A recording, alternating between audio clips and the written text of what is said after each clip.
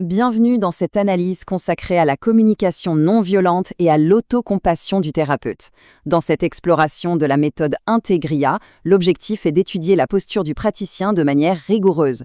C'est une approche technique qui demande de comprendre précisément les mécanismes internes de l'accompagnant, car la régulation du thérapeute constitue le socle indispensable de toute pratique clinique efficace. Le parcours clinique que nous allons suivre se déploie en 6 étapes.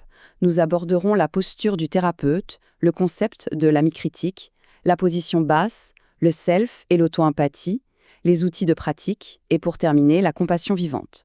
Première partie, la posture du thérapeute entre énergie, lucidité et connexion. Pour maintenir une co-régulation de qualité avec le patient, le praticien s'appuie sur son énergie, sa lucidité et sa capacité de connexion. En communication non violente clinique, un principe central s'impose.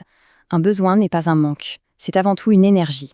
Chaque action humaine représente une tentative de satisfaire ses besoins énergétiques sous-jacents. Partir de ce postulat permet aux professionnels de mettre de côté les notions de juste ou de faux pour se concentrer uniquement sur l'élan vital du patient. Deuxième partie, le concept de l'ami critique pour incarner la compassion vivante.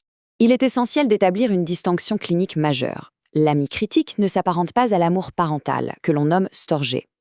L'amour parental repose sur une asymétrie de protection, car le parent cherche naturellement à éviter la souffrance à l'enfant. Si l'on transpose cette posture en thérapie, on prend le risque d'induire une dépendance. À l'inverse, l'ami critique installe une relation d'égal à égal. L'objectif est l'autonomie. Il s'agit d'accompagner le patient pendant qu'il traverse sa propre souffrance, sans chercher à faire à sa place. Cet ami critique se définit par 2 dimensions spécifiques. D'un côté, l'agapé, qui apporte une acceptation inconditionnelle et bienveillante. De l'autre, la philia, qui incarne un lien d'amitié nécessitant de la franchise et une confrontation respectueuse. Le mot critique ne sous-entend ici aucun jugement négatif. Il vient du grec krinein, qui veut dire discerner. Le travail du thérapeute consiste à aider la personne à discerner ses vrais besoins sans tomber dans la complaisance, mais toujours avec tact. Troisième partie. La position basse en thérapie comme condition absolue de la résonance. Tenir cette position basse demande aux praticiens de déconstruire 3 types de culpabilité. Il y a d'abord la culpabilité nourricière, elle est liée au complexe du sauveur, quand le thérapeute se sent obligé de réparer.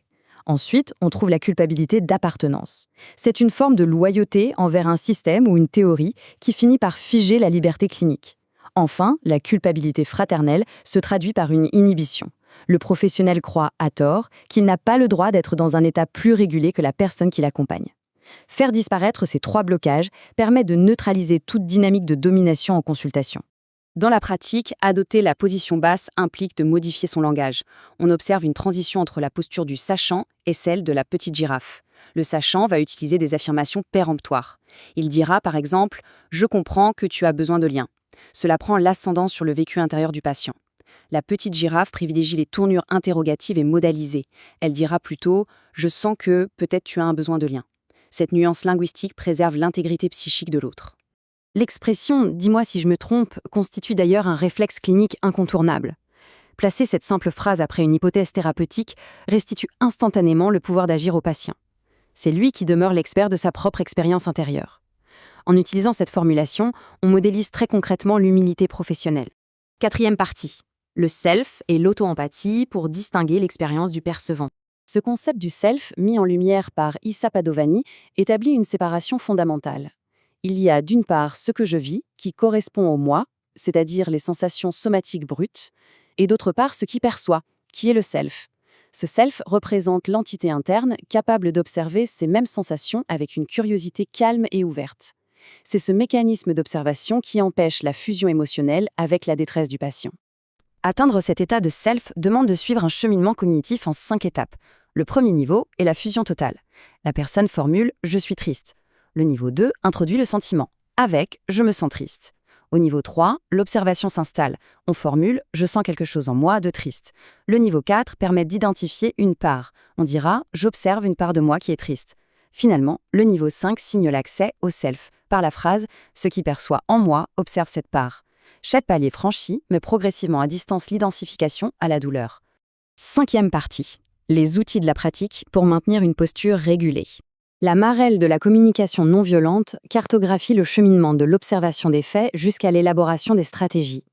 Ce qu'il faut retenir, c'est la vigilance par rapport aux pièges qui jalonnent ce parcours. Si l'accompagnant formule une interprétation au lieu d'un fait observable, ou s'il construit sa stratégie de manière égocentrique à partir de ses propres manques, il rebascule inévitablement dans le jugement. Conserver une stricte objectivité est impératif à chaque phase.